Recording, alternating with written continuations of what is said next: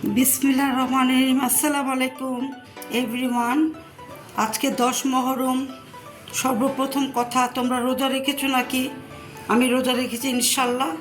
তো আমি আজকে মহরমের দিন একটা সিন্নি করছি।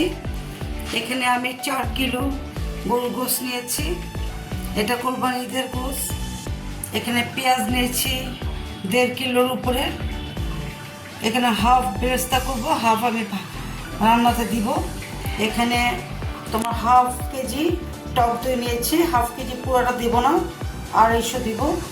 এখানে আমি কাঁচামরিচ পেস্ট করে নিয়েছি, এতখানি কাঁচামরিচ ভুজ করে, ঝালটা তোমরা তোমাদের টেস্ট বুঝে দিবে। এখানে আমি 250 রসুন পেস্ট নিয়েছি, দেশি রসুনটা। এখানে 8 টেবিল চামচ, 8 টেবিল চামচ আদার পেস্ট নিয়েছি।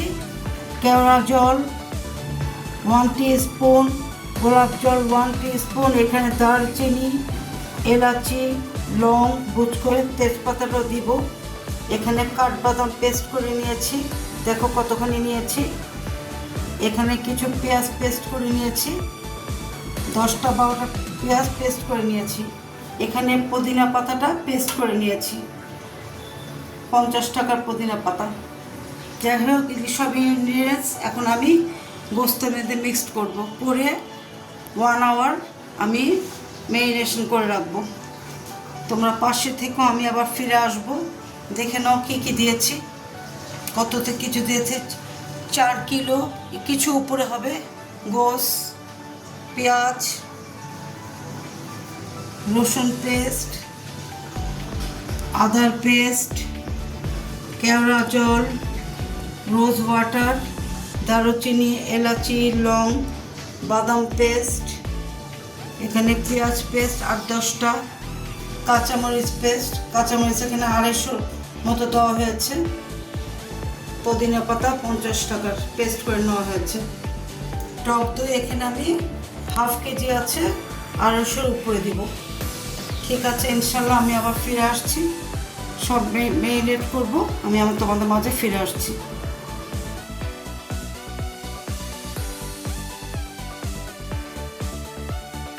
পেঁয়াজটা ব্রাউন কালার হলে আমি তোমাদের মাঝে ফিরে আসছি। পেঁয়াজটা আমি এই পর্যায়ে নিয়ে এসেছি, হালকা লাইট ব্রাউন। এখন আস্তে আস্তে করে মশলাগুলো দিয়ে দেবো, তোমরা পাশে থেকো।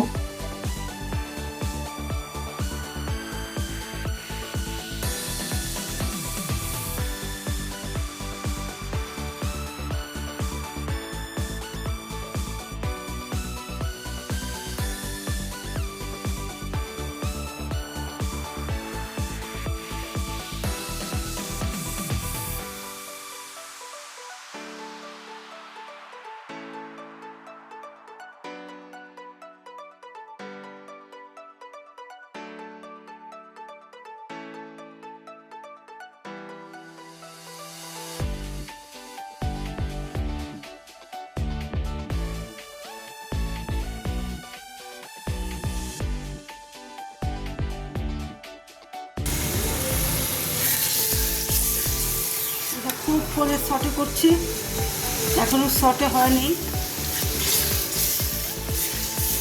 মশলার স্মেলটা এখনো যায়নি, গেলে আমি তোমাদের মাঝে ফিরে আসবো।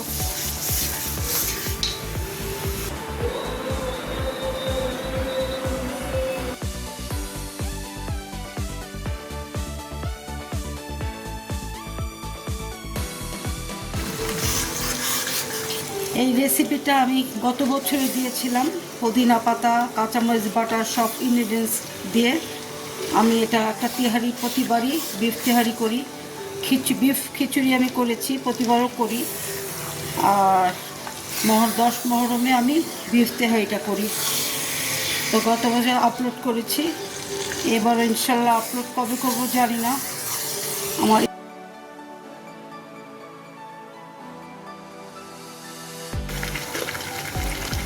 সরি, লবণটা মিক্স করতে আমার মিস হয়ে গেছে। লবণটা যে যার স্বাদ মতো দিবে। আমি এখানে 2 টেবিল চামচ লবণ,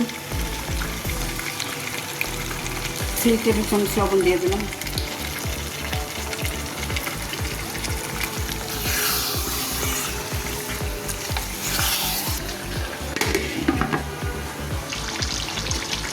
এখানে আমি 1 টিস্পুন কেওড়ার জল, 1 টিস্পুন গোলাপ জল, রোজ ওয়াটার দিয়ে দিলাম।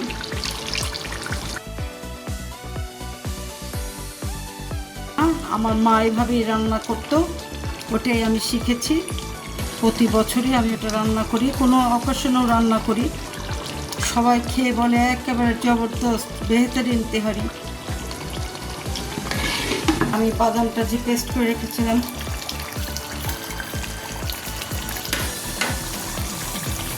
দই এখানে 1/2 কেজি, আমি 250 দিয়ে দেব।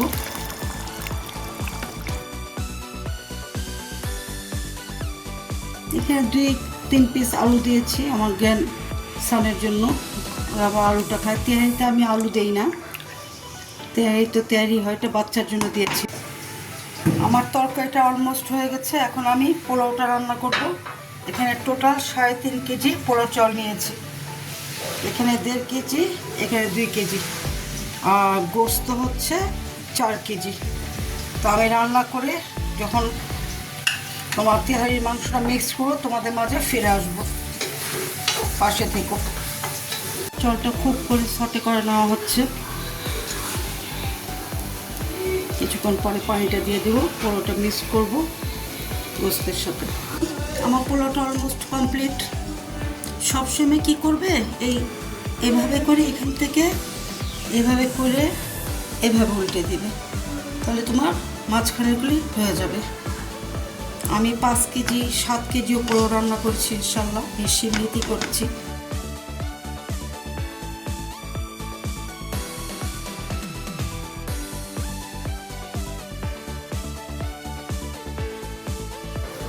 আমার বিফ তেহারিটা অলমোস্ট কমপ্লিট। আমি সবাইকে আশেপাশে দিয়ে, গরিব মানুষ কিছু ছিল মানে নিডি পার্সন, তাদেরকে দিয়ে কমপ্লিট করে এখন এই যে আমি আমারটা নিয়েছি। খুব একদম ইয়ামি একটা যে অ্যারোমা ছড়াচ্ছে তেহারি, খুব একবারে সফট, মাংসটা সফট হয়েছে।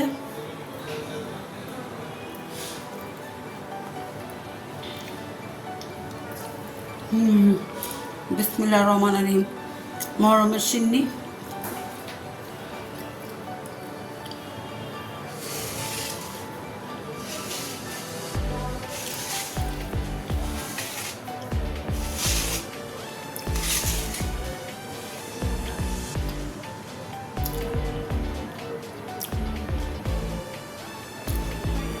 ঠিক আছে ইনশাল্লাহ আবার একটা সুন্দর রেসিপি নিয়ে তোমাদের মাঝে এসে পড়বো। ভালো লাগলে যা যা ইনগ্রিডিয়েন্টস দিয়েছি এভাবে রান্না করে খেয়ে আশা করবো। আমি সিদ্ধার্থের সাথে মেহনের সাথে কাজটা করেছি, মহরমের চাঁদ, আজকে মহরমের শুনি। লাইক কমেন্ট শেয়ার করবে, সাবস্ক্রাইব করবে। তোমরা ভিডিও দেখো কিন্তু লাইক কমেন্ট করো না, সাবস্ক্রাইব করবে আশা করি ইনশাল্লাহ। আমি তোমাদের পাশে আছি, তোমরা সবাই আমার পাশে থেকো। আরেকটা রেসিপি নিয়ে চলে আসবো। Bye, good night.